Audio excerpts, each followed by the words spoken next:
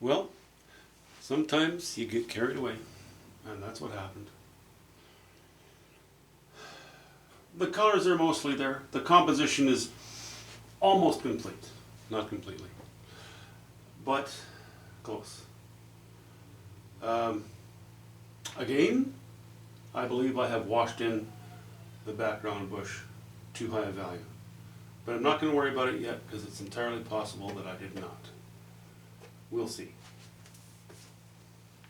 The plan is to lay in a few more distant trunks, not with as low a value as these trunks, because they're going to be trunks that are involved mostly in the distant bush. There won't be much. There might be 3. There might be 1.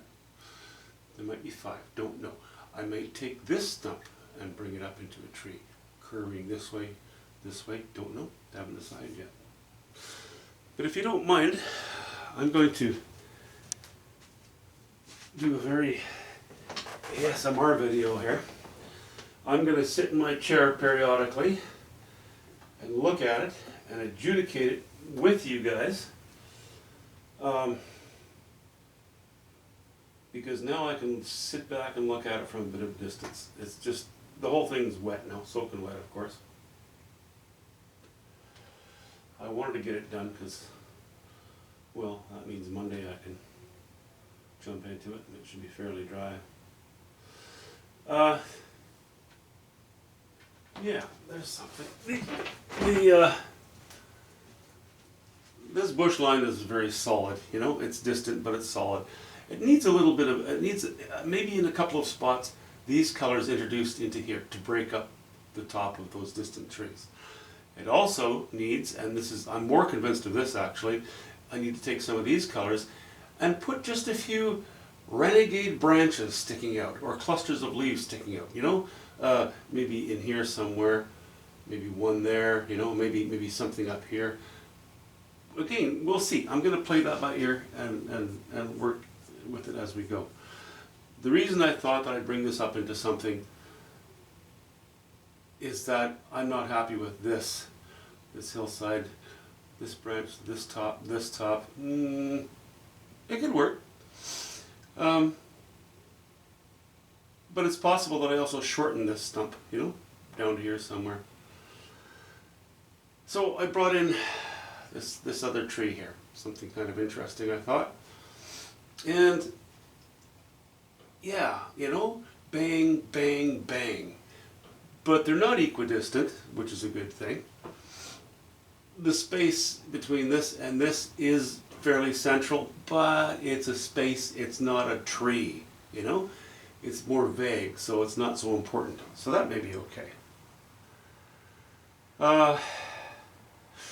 The plan is, and you know, we can plan, men can plan, God will laugh. We'll go fairly gray on this one. We'll have some burnt sienna on this one, probably mostly. I'll keep it toned down. We'll have, this will be more of a dead one, a dead old tree. So I'm probably going to use more raw umber, go higher value, so that even though it's an important part of the focal area, it blends into the distance more than this one and this one. Just got to get it sort of the right amount. This one, I'm going to use mauve. I'm going to use purples on the dark side, and on the light side, well, there won't be much of a light side because there's no direct sunlight on it. Yeah, on the dark side, we'll go purple. On the light side, I'll lean towards the reds with shots of burnt sienna, and we'll go very deep, probably very deep gray here. No, probably not. I don't want the gray one here and the gray one there. We'll see. You know, it's amazing what you can do with nuancing your colors a little bit.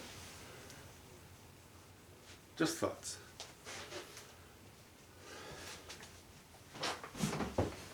Yeah, so far it's just a conglomeration of shapes.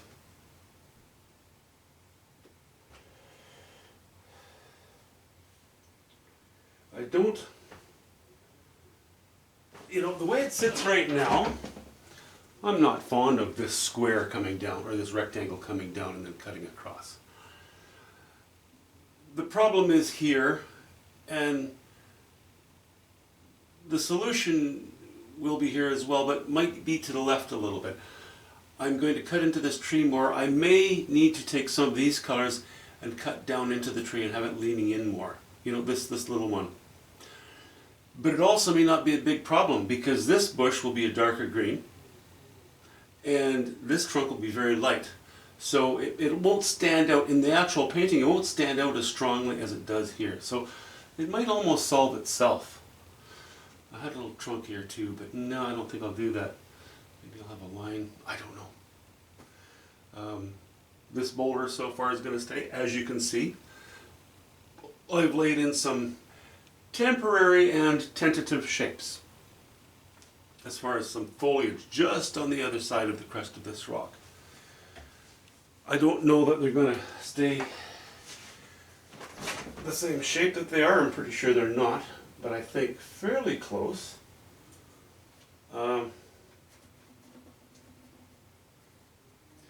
Also, now that I back off, I'm quite sure that I need to have something that cuts across here. Yes, we have this line, and then indicated line, or rather suggested line, bridges here to here, and then we come down to here.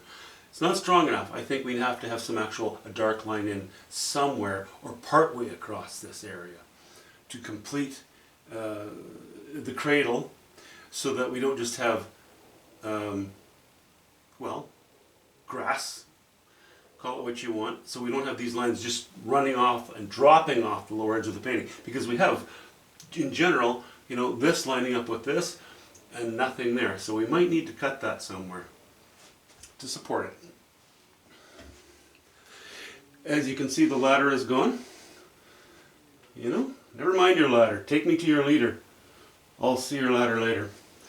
And then, you know, I've fudged in some foliage on this one, which will be toned down, cooler greens. This one, cooler greens.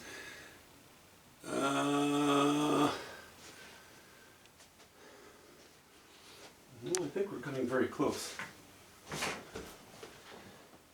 In fact, I probably will have to wait till Monday, even to groom the wash-in. I know it's just a wash-in, but I'm not going to use a knife, I'm going to be using a brush, so it'll be very much in the same technique as the last painting I did. And for that, I'd like my wash-in to be pretty darn accurate.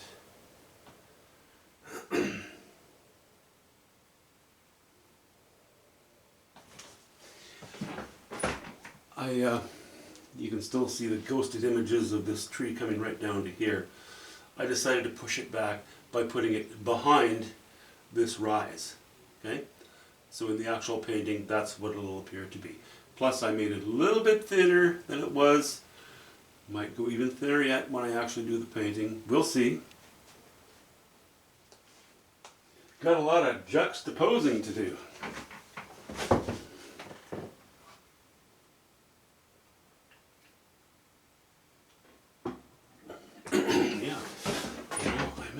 We'll see how this solution develops for this issue, but I think it's fairly likely I'll have a piece of trunk showing on this tree as well, just maybe at the bottom, not lining up with this or this.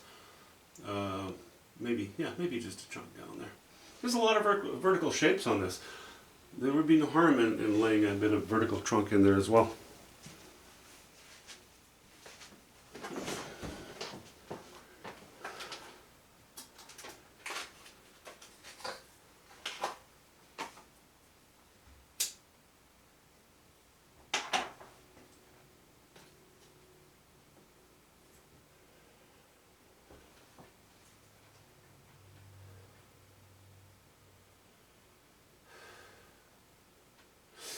Yeah, you know, pretty dark wash-in, eh, for an autumn painting. But even at that, yeah, this might still be a little too high of value. We'll see, you know. What I will sometimes do is not play all of my cards, but approach the highest value, highest chroma, almost, that I'm going to, and put a stroke or two in the odd place, Then I will know if I've done the wash-in too light. If that's the case, I'll go over this with raw umber and just a hint of yellow ochre, and tone down the values a little bit. Because even though it's in the distance, I want it to pop. This whole painting,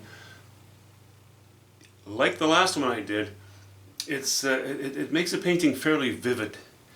Certainly when you're using bright colors. I'd like to keep it as vivid as possible without becoming too crass, you know, too in your face. But I'd like it to be strong. I avoid being too crass or too in your face because I've seen too many times newbies, newbies, I'm talking to you, going into their cadmium orange, cadmium yellow, cadmium red right away. Save that for the end. Build it up. Go with earth tones first. Instead of using, say, cadmium red, use some yellow ochre and some alizarin crimson. Mix those together.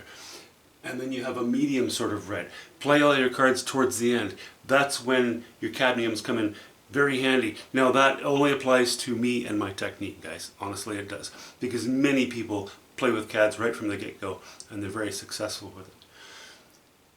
But I also know that people artists, painters, usually those who are new to the craft, jump up too high in value and chroma right away. If you play that's playing all your cards. If you show your hand right away, where are you going to go from there? You know, you can't refine it with any more strength because you've used all your strength up. I'll have to darken a couple more lines. You know, like I say, just grooming. Even though it's just a wash-in, considering the technique, it's a pretty demanding technique. It's unforgiving of mistakes, and it's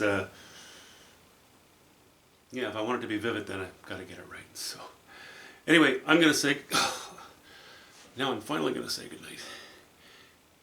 See you, well, next week.